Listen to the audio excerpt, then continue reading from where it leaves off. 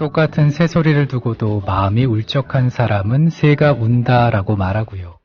행복한 사람은 새가 노래한다고 얘기하죠. 원효대사의 일체유심조라는 구절을 빌려오지 않아도 세상 풍경은 마음에 따라 다르게 보일 겁니다. 비 내리고 세찬 바람 부는 날도 사랑에 빠진 연인들에게는 우산 속에 더 가까이 서는 낭만적인 날이 되는 것처럼 말이죠. 일어나 가족과 함께하고 있는 이 시간, 여러분이 보는 세상은 어떤 모습일까요?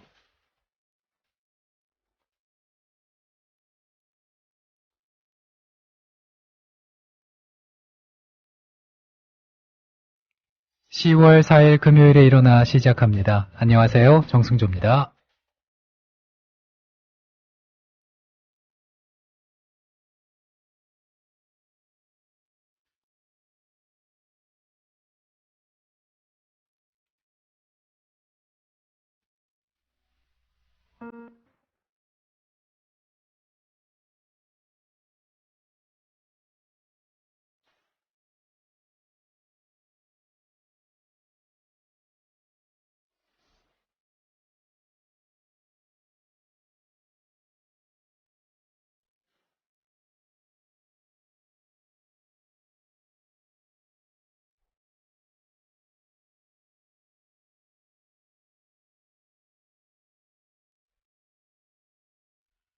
오늘 시작부터 너무 분위기 잡는 노래로 출발을 했나요?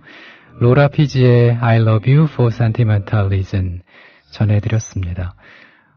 개천절 방송 첫 곡도 아마 이와 유사한 곡을 보내드렸죠. 사라본의 노래 세템버송이었는데 반응이 나쁘지 않았던 것 같아서 오늘도 비슷한 음악으로 전해드렸습니다. 국민방송님께서 국민TV 조합원 여러분 오늘 하루도 행복하세요 라는 글 전해주셨고요. 오달고전님 오셨네요. 출첵합니다 하셨어요. 미사리님께서 마라톤 대회에 가려고 일찍 일어나서 준비하면서 듣습니다. 참 좋네요 하셨는데 그 마라톤 대회 준비하는 게 상당히 쉽지가 않던데 장기적으로 이렇게 좀 연습도 하고 꾸준히 뭔가 체계적으로 마라톤 대회를 위해서 준비해야 될 것들이 많더라고요. 그쵸? 마라톤 대회 잘 마무리하셨는지 모르겠네요. 국민TV 라디오 일어나 오늘도 어김없이 찾아왔습니다. 사연과 신청곡은 팟빵 게시판에 올려주시면 돼요. 그리고 국민TV 라디오 홈페이지 프로그램 게시판에 가시면 거기에도 사연 남기실 수가 있습니다. 제게 하고 싶은 말도 좋고요. 듣고 싶은 노래도 있으시면 보내주시기 바랍니다. 선곡에 반영을 하겠습니다. 스푸트니크 순간이라는 말이 있습니다. 소련이 최초로 인공위성인 스푸트니크를 성공적으로 발사하게 되자 경쟁국인 미국이 큰 충격에 빠졌던 상황을 얘기하는 건데요. 어제 오늘을 알아보고 있는 일어나 1957년 스푸트니크 순간이 일어났던 역사 속 오늘로 떠나보시죠.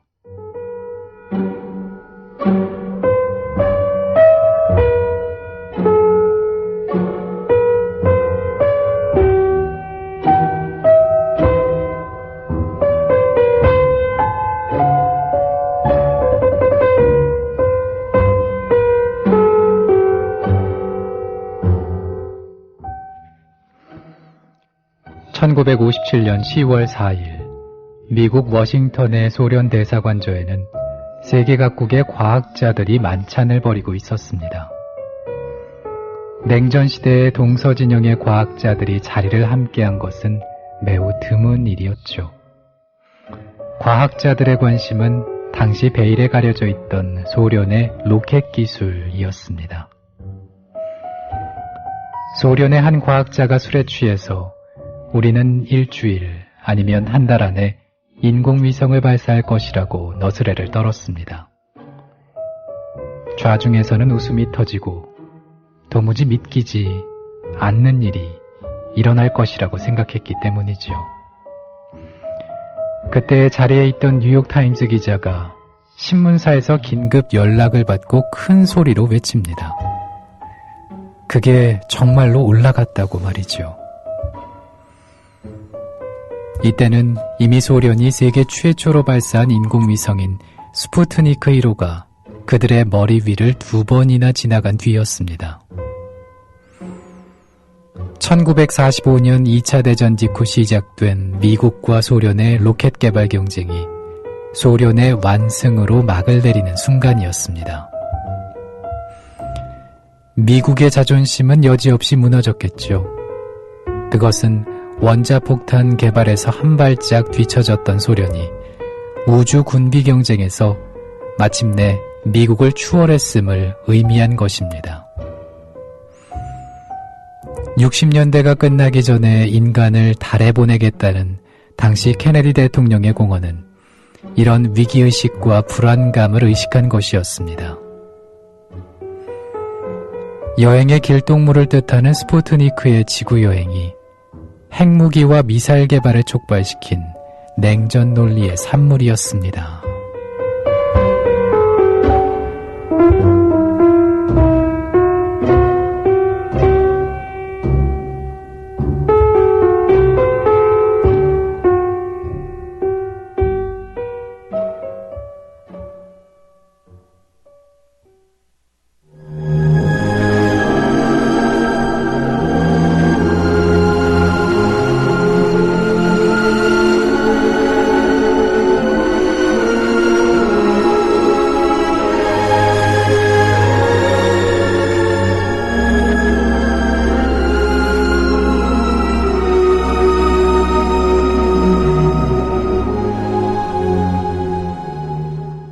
넷킹콜의 When I Fall in Love 전해드렸습니다.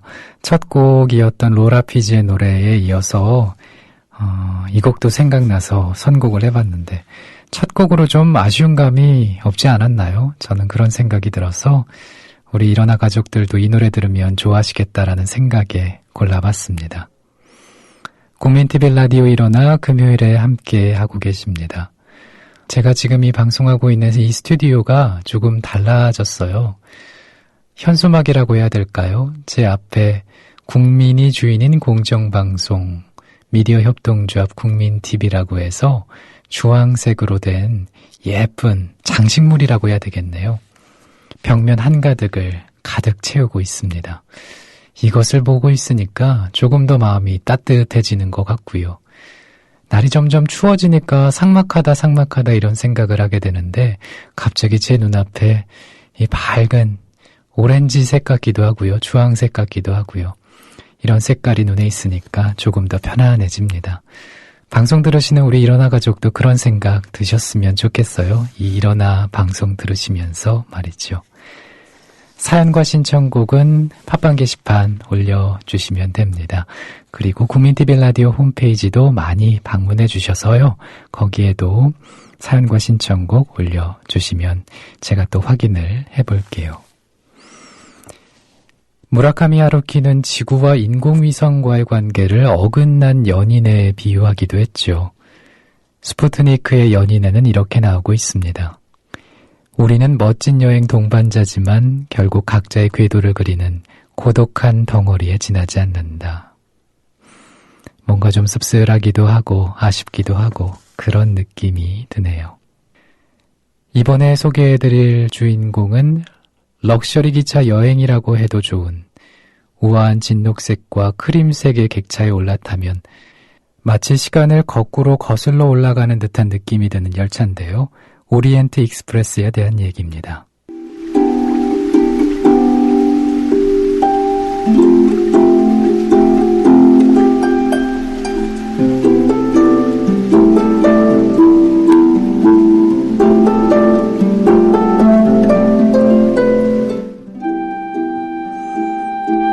(1883년 10월 4일) 프랑스 파리의 스트라스부르역 장거리 국제열차 오리엔트 익스프레스가 지평선 끝을 향해 출발합니다. 파리를 떠나 루마니아를 거쳐 터키 이스탄불까지 첫 운행에 나선 이 특급 열차에는 저명 인사 40명이 타고 있었습니다. 오리엔트 익스프레스는 처음에는 국제 정규 철도 노선으로 시작을 했지만 그 이름은 호화여행과 동의어가 됐습니다. 미국에서 유학 중이던 조르주 나젤 마케르는 신형 침대차를 보고 감동을 해서 귀국 후에 작은 방에 서너 개씩의 자리가 마주보고 있는 형태의 침대 차량을 개발했습니다. 아이디어는 빌려온 것이었지만 인테리어와 서비스 수준을 높여서 품위를 강조했죠. 호화로운 실내 장식과 우아한 분위기 덕분에 이 특급 열차는 새로운 사교장이 됐습니다. 폭발적인 인기에 힘입어 파리로부터 동쪽으로 루마니아, 부쿠레슈티, 터키 이스탄불까지 운행을 했고요. 남쪽으로는 이탈리아의 밀라노, 베네치아, 트리에스테까지 노선을 확장했죠. 이어 스위스 쥐리히, 오스트리아 인스브루크를 지나서 그리스 아테네까지 가는 노선도 추가했습니다. 1, 2차 세계대전을 거치는 동안 잠시 운행이 중단되기도 했던 오리엔트 익스프레스는 1930년대가 최전성기로 꼽히고 있습니다. 특급 열차의 단골이었던 왕족과 귀족, 외교관과 사업가들은 24시간 서비스를 제공하는 침대차와 수준이 높은 식당차를 즐겨 이용했죠. 에거사 크리스티의 추리소설 오리엔트 특급 살인의 무대로 등장하면서 이 기차는 더욱 널리 알려지게 됐습니다.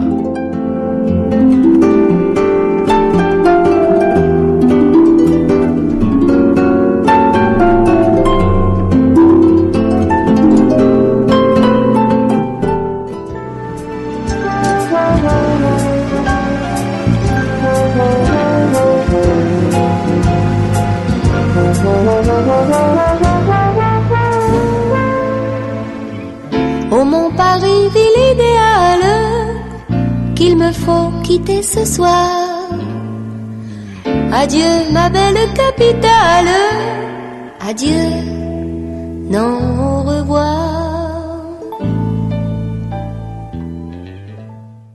파리주 떼무 디아모르, 다니엘 비달의 노래 담아드렸습니다. 독일 학생님께서 다니엘 비달의 라메르 신청을 해주셨는데 아무리 찾아봐도 없어서 이 노래로 대신 전해드렸습니다. 보통 음악 재생을 음원 사이트나 유튜브를 이용하는데요. 이상하게 그 라메르라는 노래는 나오지 않더라고요. 저도 개인적으로 어떤 노래일까 정말 궁금해서 들어봐야지 했는데 결국엔 찾지 못하고 다니엘 비달의 이 노래 띄워드렸습니다. 마음에 드셨으면 좋겠네요. 국민TV 라디오 일어나 함께 하고 계십니다. 유럽이 세계의 패권을 쥐고 있던 시절 오리엔트 특급 1등급실 침대차 여행은 사회적 지위를 드러내고 확인할 수 있는 수단이 아니었을까 그런 생각을 해봅니다. 1977년 이후 오랫동안 동면에 빠졌던 오리엔트 익스프레스는 1982년에 미국인 실업가 제임스 셔우드에 의해서 새로 부활을 했고요. 런던과 베네치아 구간을 운행하는 베네치아 심플론 오리엔트 익스프레스로, 그리고 태국 방콕에서 싱가포르를 연결하는 동남아시아의 이스턴 앤 오리엔탈 익스프레스가 달리고 있다고 합니다. 금요일에 만나보고 있는 국민TV 라디오 일어나 듣고 계십니다. 78년 전 오늘은 우리나라 최초로 발성영화 춘향전이 개봉된 날입니다. 만나보시죠.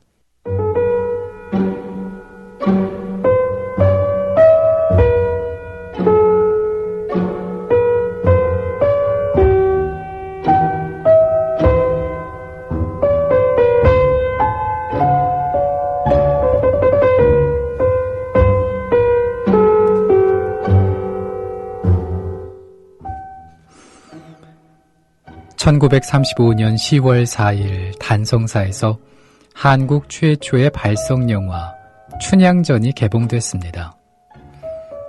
대사도 몇 마디 없었고 서양음악으로 된 주제곡은 어설펐죠.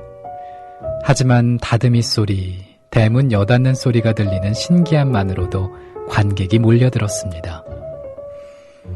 입장료는 무려 1원으로 무성영화 관람료의 갑절이었죠.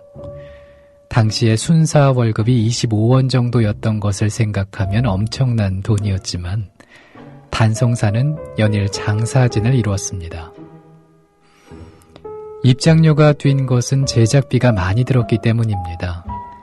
발성 영화인 춘향전을 찍는데 10,000원이 들었습니다.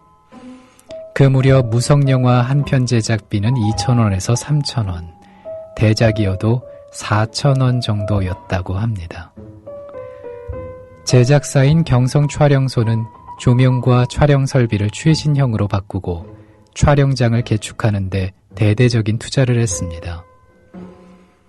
방음 설비는 젖은 벙석 1,600여 장을 2겹으로 쌓은 것이었고 동시녹음 같은 기술은 꿈도 못 꿀 일이었지만은 춘향전은 35년판 블록버스터라고 할 만했죠. 춘향전은 우리나라 기술로 촬영이 됐습니다. 일본에서 유학하고 돌아온 이피루가 기술을 담당했는데요. 그는 1920년 연극 중간중간에 촬영한 화면을 끼워 넣는 연쇄극 지기를 찍으면서 우리나라의 최초의 촬영기사가 됐습니다. 1924년 자본기술 감독 모두 한국인의 손으로 이루어진 무성영화 장화홍련의 촬영도 그가 맡았죠. 춘향전이 나오고 4, 5년이 지나자 대세는 무성영화에서 발성영화로 넘어갑니다. 30여 년간 관객들을 울리고 웃기며 인류 영화배우보다 높은 인기를 누렸던 변사들도 역사 속으로 사라졌습니다.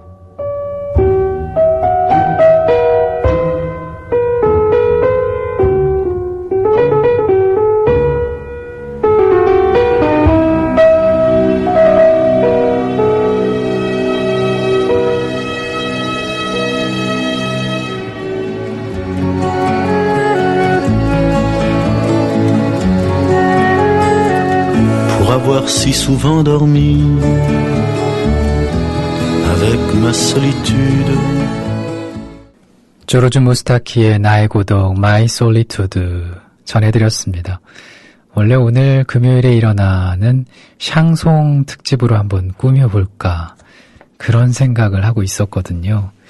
근데 선곡하다 보니까 이건 좀 아닌 것 같다라는 그런 생각이 들어서 다른 곡도 많이 집어넣었습니다. 친구가 방송 듣더니 그런 얘기 하더라고요. 영화음악 OST 특집 이런 날짜를 하루 정해서 그런 음악들만 나오는 시간 가져보면 어때? 이렇게 말을 했었는데 언제 기회가 되면 한번 그렇게 해봐야겠어요. 앞서 말씀드린 샹송 특집도 나쁘지 않겠죠. 새벽 시간에 듣는 음악, 편안한 음악들 많으니까 말이죠. 여기에 우리 일어나 가족들이 알고 계시는 음악 제게 보태주시면 더 풍성하게 노래 감상하실 수 있을 겁니다. 팟빵 게시판에 올려주시면 되고요. 사연과 함께 덧붙여 주시기 바랍니다. 그리고 국민TV 라디오 홈페이지 거기에도 올려주시면 제가 확인을 하니까요. 마찬가지로 방문을 해서 올려주시면 됩니다. 춘향전과 비슷한 시기에 시도된 발성영화도 있었다고 하네요. 이피로가 참여한 말 못할 사정이라는 영화였는데 무슨 말 못할 사정인지 3분의 1 정도 촬영한 상태에서 제작이 중단됐다고 합니다. 나운규도 비슷한 시기에 아리랑 3편을 발성영화로 만들고 있었고요. 기술적인 문제 등으로 제작이 늦어져서 1936년 5월에 개봉을 했는데 그런 이유 때문에 첫 발성영화라는 타이틀을 차지하지 못했습니다. 역사 속 오늘을 알아보고 있습니다. 금요일 아침에 일어나 함께하고 계신데요. 월요일부터 금요일까지 새벽 5시에 저와 만나실 수가 있어요. 다시 듣기도 가능합니다. 팟빵 홈페이지 들어가시면 팟캐스트 팟빵 국민TV 라디오 일어나 들어보실 수 있습니다. 일본의 홋카이도는 눈이 많이 오기로 유명한 곳이죠. 엄청난 폭설 때문에 고립되는 건 물론이고 농경지가 망가지는 일이 다반사입니다. 하지만 홋카이도 사람들은 불평 대신에 폭설의 좋은 점을 찾아냈는데요. 눈을 관광자원 삼아 눈축제도 열고요. 눈으로 곡물을 냉동하는 기술을 개발해서 전기료도 아꼈다는 거죠. 그늘이 있는 곳에는 햇살도 있듯이 단점을 뒤집어 보면은 장점이 될 수가 있겠죠. 어려움 속에서도 기회를 찾아내는 긍정의 힘이 느껴집니다. 국민이 주인인 공정방송인 미디어 협동조합 국민TV도 어려움 속에서도 조합원들과 함께 앞으로 나가고 있는데 긍정의 힘이 그 어느 때보다 더 필요한 시점이 아닌가라는 생각 해보게 되네요. 이번에는 쇠어 수에르의 노래 골라봤습니다. 도미니크. Dominique, nique, nique, s'en allait tout simplement, routier, pauvre et chantant. En tout chemin, en tout lieu, il ne parle que du bon Dieu, il ne parle que du bon Dieu. À l'époque où Jean sans terre d'Angleterre était le roi, Dominique, notre père, combattit les albigeois. 쇠어 수에르의 도미니크 담아드렸습니다. 야무친맘 508님께서 빈센트 노래 들으셨군요. 잘 들었습니다 하셨고요. 나대로님께서 출첵 이렇게 또 남겨주셨네요. 예원 서연맘님께서도 오셨군요. 어제 주신 문자인데 개천절에 남편이 출근이라 일찍 일어나셨다고요. 인천에 계신 친정엄마 오시라고 했어요. 오늘부터 주말까지 천안 홍타령 축제와 안성 바우덕 축제 다녀오려고요. 모두들 행복한 시간들 보내세요. 그렇군요. 개천절부터 주말까지 4일이군요. 4일 동안 또 즐거운 시간 보내시겠습니다. 재밌게 즐겁게 보내고 오세요. 국민TV 라디오 일어나 이 아침에 깨어있는 분들과 함께 합니다. 지구에서 바라보는 달은 항상 같은 모습이죠. 지구와 달의 공전 자전 주기가 동일하기 때문에 달의 반대편을 볼 수는 없습니다. 그런 인류에게 꿈같은 일이 눈앞에 펼쳐지는데요. 소련의 한 TV 전용 뉴스 프로그램을 통해서입니다. 만나보시죠.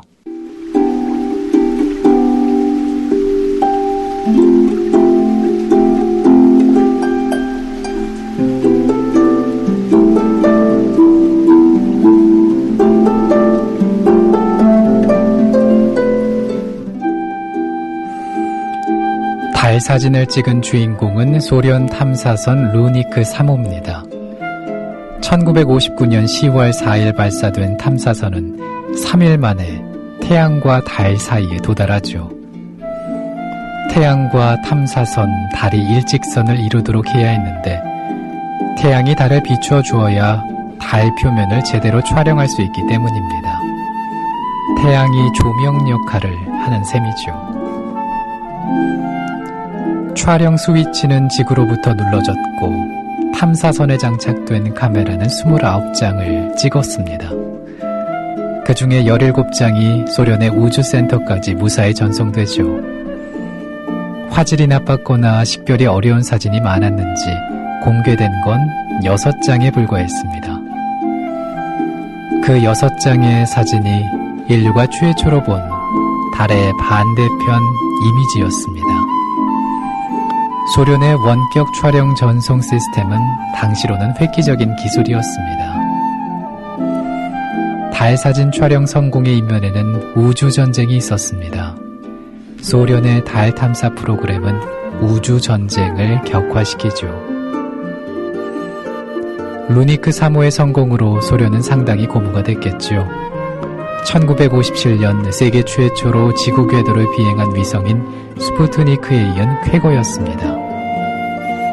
소련은 당시 불붙기 시작한 우주전쟁에서 미국을 압도한 것으로 평가됩니다. 루니크 3호가 발사된 날은 스푸트니크 발사 2주년 기념일이었습니다. 대내외 선전 효과를 극대화하려는 전략이자 미국에 대한 자신감의 표현이기도 했죠. 소련은 1960년에 루니크 4호를 준비합니다. 3호처럼 달의 저편을 촬영하는 게 임무였는데 소련은 화질이 더 좋은 사진을 원했지만은 4호는 실패작이 됐습니다. 그 후로도 매년 달 탐사선을 쏘아 올린 소련. 실패와 성공이 거듭됐고 66년 1월 루니크 9호가 달에 사뿐히 내려앉았습니다. 세계 최초로 달의 무인 탐사선을 무사히 착륙시킨 순간이었습니다.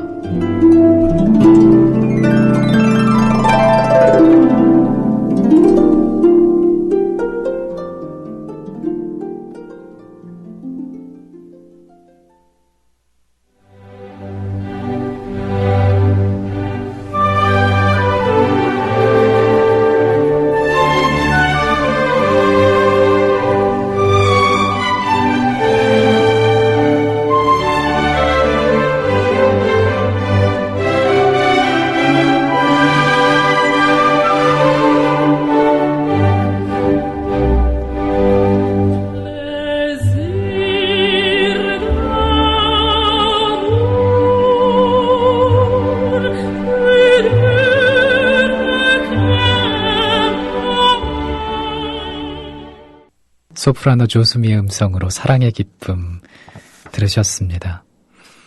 역사 속 오늘을 살펴보고 있습니다. 국민TV 라디오 일어나 듣고 계세요. 기원전 45년 로마의 율리우스 카이사르는 이집트의 태양력을 차용해 만든 율리우스력을 시행했죠. 한 해의 길이를 365.251로 계산한 율리우스력은 1년을 365일로 하고 4년마다 하루를 추가한 윤년을 뒀는데요.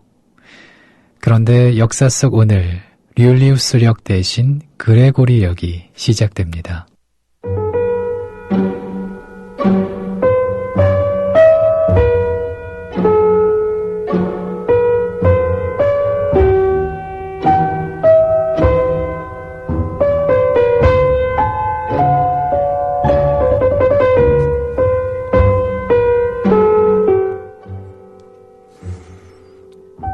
(1582년 2월 24일입니다) 교황 그레고리우스 13세는 기존의 율리우스력을 대신할 새 역법을 사용하라는 교서를 발표하죠.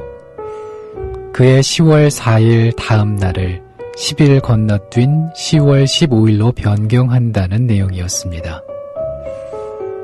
현재 우리가 사용하고 있는 그레고리력의 시작이었죠. 역법을 바꾼 이유는 율리우스력의 오차 때문이었습니다. 율리우스역은 고대 로마의 율리우스 카이사르에 의해 도입이 됐는데 카이사르는 천문학 선진국이었던 이집트를 원정했을 때 로마 역법 체계의 문제점을 알고 기원전 45년 1월 1일 이집트 역법에 기초한 새 역법을 시행했습니다. 그런데 율리우스력의 한 해의 길이는 천문학적으로 계산한 1년 길이보다 11분 정도 깁니다. 이런 편차가 누적되다 보니까 16세기에 이르러서는 춘분이 무려 10일이나 앞당겨지는 현상이 생겼죠. 춘분은 기독교도들이 부활절을 정할 때 기준이 되는 날이어서 10일간의 오차는 매우 골치 아픈 문제였습니다. 그레고리력은 이 같은 문제를 해결하기 위한 것이었습니다. 그레고리력을 바로 시행한 나라는 단 4곳에 불과했는데요. 교황의 권위가 통하지 않는 개신교나 동방정교 국가들은 이를 거부하거나 무시했죠. 개신교 국가들이 그레고리력을 받아들이는 데는 1세기가 넘게 걸렸습니다. 우리나라가 채용한 시기는 가보개혁 이듬해인 1895년입니다. 갑작스러운 달력 교체는 세계가 바뀌는 느낌을 줬겠죠. 저항은 당연히 있었을 겁니다.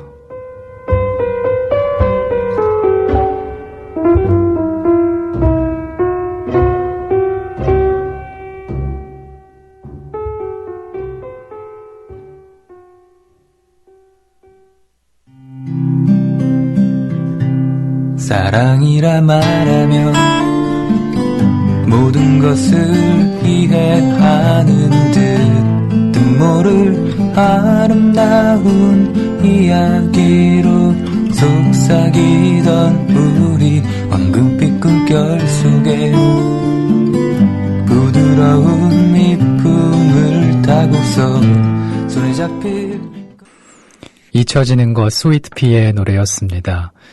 저 멀리 방콕에서 JJ 킴님께서 청하신 곡이었어요. 간만에 늦잠을 자게 됐다고요? 덕분에 일어나 본방사수하고 있습니다. 태국은 새벽 3시랍니다 하셨어요. 와, 그렇군요. 일어나 이 시간이 태국에서는 자야 할 새벽 3시였군요. 뭔가 좀 다르지 않을까 그런 생각을 했는데 새벽 3시면 제 생각보다 더 늦은 밤이네요. 그리고 그래서 선곡 좋다고 말씀하셨는데 감사합니다. 좋은 선곡 될 수 있게 계속해서 신청곡 남겨주세요.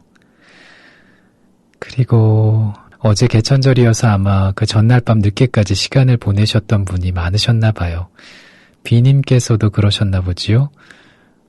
저는 금요일 밤이 그런데요. 토요일에는 국민TV 라디오 방송이 없으니까 한 주간의 분주한 마음도 좀 풀리고 그래서 부담도 없고 마냥 그 시간을 즐기고 싶은 그런 때가 있습니다.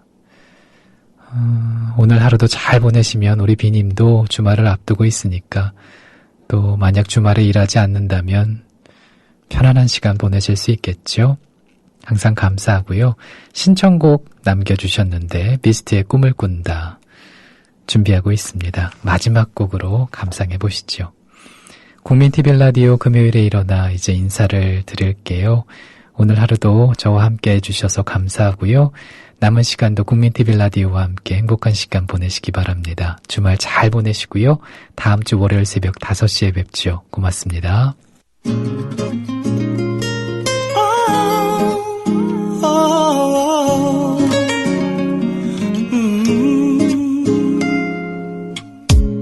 내 방에 불이 꺼지면